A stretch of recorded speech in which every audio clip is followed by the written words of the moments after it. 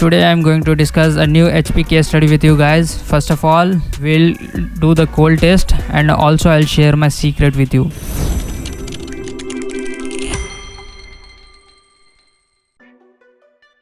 Hello everyone, welcome to Service Planet. Today I have a laptop here and we'll discuss a new HP case study with you all. Its model number is visible on your screen. It starts from 14S-DQ and so on. So let me power it on, and first of all we'll connect the DC jack to it and press the power button, and it will go from 39 to 73 and then it restarts, and it restarts continuously. So let me take out its motherboard first. This is HP board i3 11 generation, and its part number you can see on the screen. And this is without a graphics board. So what do we do now? Let's diagnose it step by step. First of all, we will do its cold test. After that we will see it in hot testing, which voltage is being generated and which are not. So for the cold test, first of all we will check all the coils present on the board for its impedance. This coil is showing me open, that means it is healthy. It is healthy. Now this is a CPU section here, 55 ohms. This is also very healthy. If the impedance of a CPU is 55 ohms, then it is very healthy. After that you will see a coil here. This coil is showing me open, and this is a 3 volt section coil. This coil is also showing me open. Now I'll take out the RAM and heatsink. Let me take this out. Now we'll do its hot testing. So we'll see which volt is being generated and which is not being generated. And before that I will do its physical verification once to see if it has any rusting at any place or not. So the board is absolutely neat and clean. There is no rusting visible here. Because it is an 11 generation board, it won't rust so quickly unless there's water damage or a liquid spill. So by looking on the board, it is looking fresh. I did not see any rusting on the opposite side of the board. Its rusting can be seen at many places, but here there is no problem. So this problem can also occur due to rusting also. That's why I will do its physical verification once. There is no rusting here also at the CPU's backside. This is also a very important part in laptop repairing, which is a physical verification. And here you can see 32.768 megahertz crystal, RTC crystal. This is not a problem for RTC crystal because this board is being triggered on. If the trigger does not turn on after turning on the board, the RTC crystal may be the problem. Let's move to hot testing. First of all, I'll connect the DC and ground the black probe. So here you can see the multimeter on the screen. The coil here is not showing any voltage. By pressing the power button, you will see that 3.3 volts are being released here, and it is restarting immediately. And it is continuously taking restarts. Pressing the power button shows 3.3 volts coming and going. The coil you can see here is right now is the RAM supply coil of 1.2 volts. Even after pressing the power button, it is not showing any voltage. So let's move ahead. This is a 5 volt section coil. By pressing the power button, it shows 5 volt, but it goes out immediately and it restarts immediately, meaning voltage is being generated and taking restart again. So that's why it was stucking at 73 or 39. Here you can see the 1.8 volt coil. This will also be continuous restart. This is also so this is the coil of CPU. There will be no voltage in the coil because the voltage is continuously fluctuating. If the voltage stays, then I will get the voltage here in the CPU section. No voltage is being detected in the CPU section even after pressing the power button. This CPU is SRK05. So all these cases are BIOS related cases. Let me try BIOS flashing it once. The programmer I have is the Vatianov successor. I installed the BIOS chip here. Now let me pin test. My physically tested pin is okay. Right now I'll click on read. I'll read the file inside it once. After reading the file, first of all I'll have to save the file, otherwise downloading this file again from some other website is a very laborious task. It is not known whether it will be successful or not. The read that is taking place right now verifies the read once. Now I have to save this file. Before that I'll create a folder with a name OPAH, which is a laptop's basic model name. Let me save the file here in the OPAH folder. Let me rename this to DUMP dump file. Now I'll save this. Let me save it. Now I'll share with you my secret about this BIOS edit.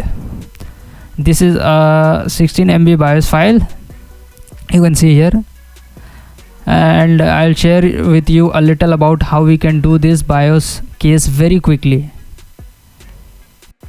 so that you can also purchase those tools and solve any BIOS related issue very quickly. The BIOS file should be the BIOS file is saved exactly. So the tool I use is the VIP tool of Indian Avenger, which is also known as IS VIP tool. And if you don't know, then let me introduce it to you a little here. And this is my this you can see IS VIP tool logo here, and it requires a update right now. So let me update it, because these tools keep getting continuously updated and new features keep getting added to it. It will download from IS server. This is the main page of IS VIP tool. Here you will find many tabs at the top, but all of them will be remain visible until you log into it. So first of all, I'll log into it, because without login this tool will not be accessible. You will be able to log in only if you purchase it. All the tabs will be remain disabled. So I will log in. Login is done through communication with the server through your email ID. Now this is the login done. Right now the screen appears blank to you, because it has been created according to security protocol that whatever work you do on it, that work will not be visible to you in the screen recording. So I will see whether I can shoot it with a separate camera or not. These tools do not have permission for recording. Still I'm just sharing it with you guys, and I have also taken permission for this from sir. So let me show you how the software works with my phone camera. Here you can see on the screen IS VIP tool. Here you can see many tabs here: auto ME clean, unlocking, utilities. There are a lot of options here, but we will discuss it in further case study. So as per my experience for our case, it seems that this is the problem of Intel ME engine. So I simply clean it once. First of all, I dump my file once here. After dumping it, this chip of the file is detecting 16 MB but is not accessing the file. Let me clear it once. Maybe there is some problem in it. I have restarted the IS VIP tool once. Now once again we will put the dump file inside it. Now look along. With 16 MB, my file system is also initialized. FITC tool is 15.0.30.1776. Here you can see on the screen. Let me clean it. So as I press this in the clean button, look, the file is saved automatically. This is a clean ME file. Let me open it once and take a look here. If you look at both the files, you will not see much difference, because the process of comparing them is also different. Inside this, there is an option of ME repository, and in the utilities, many options have been added in utilities. I've just recently received this 2.0 update. I have not tested it yet. We'll test it one by one, and then I'll share the benefits of it to you in the next case studies which I'll make in future. As of now, I'll flash this BIOS file once. The flash process is also the same. My programmer is suddenly not detecting what it is. Let me check why the programmer is not detecting it. So there was a little issue with the cable connectivity. Now first of all, I'll SPI flash, then click on pin test, then I'll load the ME clean file. I'll load it here, then I'll click on write. It will ask for a permission. We'll click on yes. So for this programmer will, first of all, it will erase it and then verify the erase, then it will write, then it will verify the write. That means the programmer has these 4 steps, but the result of this Vatiano successor is very accurate, absolutely accurate. SVOD is also good. Now you can see that my program has been fully successfully written, and a message will also come here. The message is coming that there is no difference between write and verify. This is fully accurate and has been done right. Now let me install it in the motherboard and check whether the motherboard problem is solved or not. To install the BIOS chip, the best step is first heat the surface of your board a little, because we cannot heat the BIOS chip for a long time. The BIOS chip may be damaged. The program inside it can also get damaged due to heat. And after installation, it is necessary to resolder its pin once to check whether its pin connectivity is properly connected with the board or not. Okay. Now let me power on the board and see the problem has been solved or not. I connect the DC. Let me press the power button. So look, right now it is going into 3 digits high consumption. It is going up to 700. Now let me connect its RAM and screen and check its display once. 762, 76, 783 means this board is turning on perfectly right now. The problem I had has been fully solved. The problem of on and off was occurring due to ME reason. Let me connect the board and the screen. I have connected the board and the screen. Now I'll power on this by pressing it. Now you can see the consumption is going to 3 digits high, 900. Now this return will come after going above 1000. 1 ampere is being consumed. Let me apply something on the CPU once, otherwise it will shut down. Yes, the shutdown has happened. I turn on the power button once again. It's taking 3 digits high, 800 something, 900. Yes, the screen has come here. You can see the display.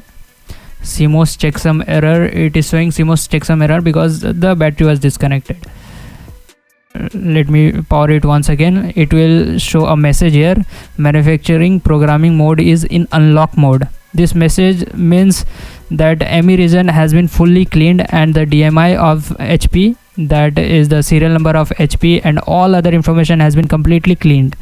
So the process of this I will show you in the next video, how DMI is restored, and very soon this will also be available in IAS VIP tool also.